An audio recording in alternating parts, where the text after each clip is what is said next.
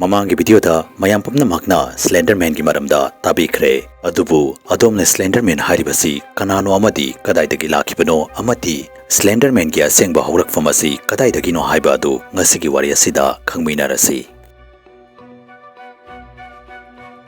Slender Man gi asengba mamingdi Simon kaurami. Simon atopa normal angang singa manaramde mahak atopa angangumna park da chatuna sanababudi asongba ching haibadi jungle da chatuna sanabane henna pamjarami. Simon nungdangi matamdasu ahing athengbada jungle da chatpada atay angangumna kiramde. Nongma ahing ama Simon gi mayimadu maina saklami amadi mahaki mayimadu maina sakpadagi ut oina tumki. Yamna laibak thibadi mai aduda Simon gi mamaga mapagasu maina sakpadagi mafam aduda sikhi. Mahak tamthiba thugdogadu thokpa matamda sahi tara khakta farami.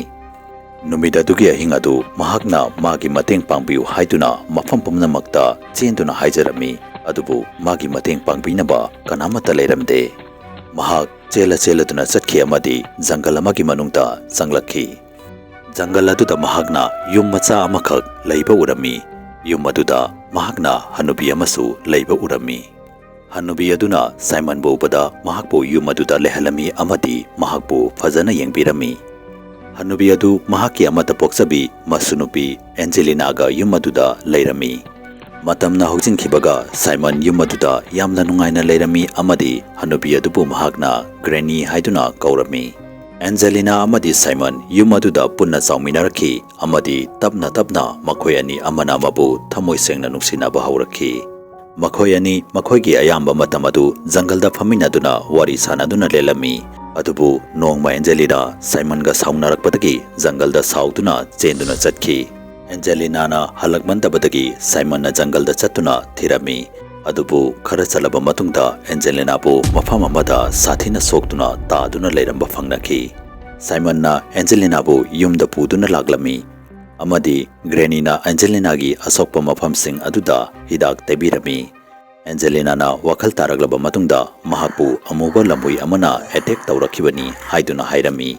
Loinana Angelina na fataba laiwa amagi maramdasu hanjin hanjinna haiduna leirami. Angelina na mahaki mapogadu paiduna amadi mapogadu nala naladuna pangkapta kablami. Mahakna mahaki tungda poglakadoriba angang adugi maramda khallaga kapasu malami. Nungdang adu Simon na Angelina bu themlami amadi mahaki manakta tumhalami. Adubu yamna ngakpadi mathangi numit hagolaglaba matungda Angelina na ngarang mangonda thokhiba thokdoksing adu karimata ningsingba ngamlamde. Chahi amagi matungda Simon amadi Angelina luhongki. Makhoina machanupi amagasu fanglami. Machanupi adugi maming Slendrina haituna tholami.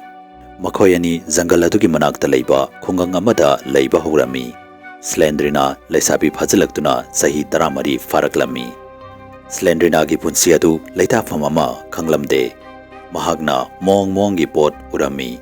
Mahakna hanjin hanjinna amuba mami ama toina urami amadi tamthi raba khonjel kaya amasu tarami. Nongma Simon na mahaki yum aduda ukhibadu ubada masa pumbagi tu adu sap yunglami. Mahakna mahaki nupi Angelina amadi machanupi Slendrina bu siduna taaduna leiramba phangnakhi. Simon mado ubada tawfam lakfam ama khanglamde amadi masa matomta thangna thinduna sidokhi. Adubu Angelina amadi Slendrina di Simon da phagi tawge haiduna sijanaduna taaduna leiba oirami. Simon di mado pumnamakadu phagini khangdabanina mahakna uriba singadu asengbani khanduna masa mathanta suicide tawduna sidoklami. Mado pumnamakadu ubada Angelina amadi Slendrina di pungangaklami amadi thajaba ngamlamde. Matang aduda ikhang khangaudana Simon gi taaduna leiriba asiba hakchang aduda amupa mami ama changkhibagum tawrami. Makhoi anina mafam aduda tawriba si karino haiduna khallingaida yamna kibagi sakta moiraba nupa ama makhoi ani ki mamangda leptuna leiba ukhi.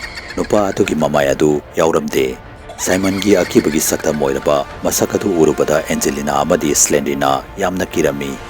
Simon na makhoi anisu maga punna satkrasi haiduna hairami. Simon gi wahai adu tabada Angelina na machanupi Slendrina bu mafam adudagi chenkhinaba hairami.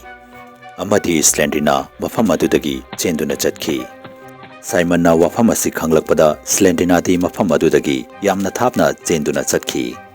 ꯑꯗꯨꯕꯨ ꯃꯍꯥꯛꯅ ꯑꯦꯟꯖꯦꯂꯤꯅꯥꯕꯨꯗꯤ ꯃꯍꯥꯛꯀꯤ ꯁꯥꯊꯤꯔꯕ ꯑꯃꯗꯤ ꯇꯝꯊꯤꯔꯕ ꯂꯩꯕꯥꯛ ꯑꯗꯨꯗ ꯄꯨꯗꯨꯅ ꯆꯠꯈꯤ꯫ ꯅꯨꯃꯤꯠ ꯑꯗꯨꯗꯒꯤ ꯍꯧꯅ ꯉꯁꯤ ꯐꯥꯎꯕ ꯁꯥꯏꯃꯟꯅ ꯃꯥꯒꯤ ꯃꯆꯥꯅꯨꯄꯤ ꯆꯍꯤ 13ꯗ ꯐꯥꯔꯤꯕꯤ ꯃꯆꯥꯅꯨꯄꯤ ꯁ꯭ꯂꯦꯟꯗꯔꯅꯥꯕꯨ ꯀꯣꯏꯊꯤ ꯊꯤꯗꯨꯅ ꯀꯣꯏꯆꯠ ꯆꯠꯇꯨꯅ ꯂꯩꯔꯤ꯫ ꯅꯨꯃꯤꯠ ꯑꯗꯨꯗꯒꯤ ꯁꯥꯏꯃꯟꯕꯨ ꯁ꯭ꯂꯦꯟꯗꯔ ꯃꯦꯟ ꯍꯥꯏꯗꯨꯅ ꯈꯪꯅꯕ ꯍꯧꯔꯛꯈꯤ꯫ ꯐꯦꯁꯕꯨꯛꯇ ꯃꯅꯤꯄꯨꯔꯤ ꯍꯣꯔꯔ ꯁ꯭ꯇꯣꯔꯤꯒꯤ ꯐꯦꯁꯕꯨꯛ ꯄꯦꯖꯕꯨ ꯐꯣꯂꯣ ꯇꯧꯕꯤꯔꯝꯃꯨ꯫ ꯂꯣꯏꯅꯅ ꯀꯔꯤꯒꯨꯝꯕ ꯋꯥꯔꯤ ꯑꯁꯤꯕꯨ ꯃꯌꯥꯝꯅ ꯄꯥꯝꯕꯤꯕ ꯇꯥꯔꯒꯗꯤ ꯆꯦꯅꯦꯜ ꯑꯁꯤꯕꯨ ꯁꯕꯁꯀ꯭ꯔꯥꯏꯕ ꯇꯧꯕꯤꯔꯝꯃꯨ ꯑꯃꯗꯤ ꯚꯤꯗꯤꯑꯣ ꯑꯁꯤꯕꯨ ꯂꯥꯏꯛ ꯑꯦꯟ ꯁꯦꯌꯔ ꯑꯃꯃꯝꯇ ꯇꯧꯕꯤꯔꯝꯃꯨ꯫ ꯃꯊꯪꯒꯤ ꯚꯤꯗꯤꯑꯣꯗ ꯑꯃꯨꯛ ꯎꯅꯔꯁꯤ ꯍꯥꯏꯕꯁꯤꯒ ꯂꯣꯏꯅꯅ ꯌꯦꯡꯀꯣꯛꯐꯝ ꯂꯣꯌꯡꯉꯥꯟꯕꯅ ꯃꯌꯥꯝ ꯄꯨꯝꯅꯃꯛꯇꯒꯤ ꯀꯥꯏꯅꯕꯒꯤ ꯌꯥꯊꯪ ꯅꯤꯖꯔꯤ꯫